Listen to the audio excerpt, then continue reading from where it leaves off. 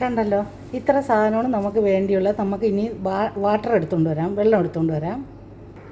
ഇതുപോലൊരു ചെമ്പ് വെച്ചിട്ടുണ്ട്. അതിലോട്ട് വെള്ളം നമുക്കൊന്ന് അളന്നൊഴിച്ചു കൊടുക്കാം. 1 2 3 4 5 ഞാൻ 6 കപ്പ് വെള്ളം ഒഴിച്ചിട്ടുണ്ട് കേട്ടോ. 6 കപ്പ് വെള്ളം ഒഴിച്ച് നമുക്കൊന്ന് ഇതൊന്ന് തിളപ്പിക്കാനായിട്ട് വെക്കാം. ബിസ്മില്ലാ. വെള്ളം ഒന്ന് ചൂടാക്കാൻ വെച്ചിട്ടുണ്ട്. എന്നിട്ട് അതിൽ ആവശ്യത്തിനുള്ള ഉപ്പിട്ട് കൊടുക്കാം കേട്ടോ. വെള്ളത്തിലോട്ട് മുറുക്കിന് ആവശ്യമായ ഉപ്പിട്ട് കൊടുക്കാം. എന്നിട്ട് ഉപ്പ് നോക്കണം, നമുക്ക് മുറുക്കിൽ ഉപ്പുണ്ടാകുന്നുള്ളത്.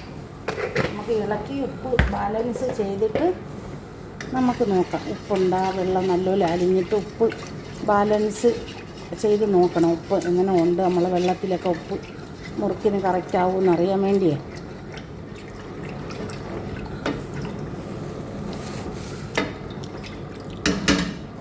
അപ്പോൾ മാവിടുമ്പോൾ മാവിന് കണക്കിന് ഉപ്പ് വേണം മുറുക്കിന്. അതനുസരിച്ച് നിങ്ങൾ ഇട്ട് കൊടുക്കണം കേട്ടോ.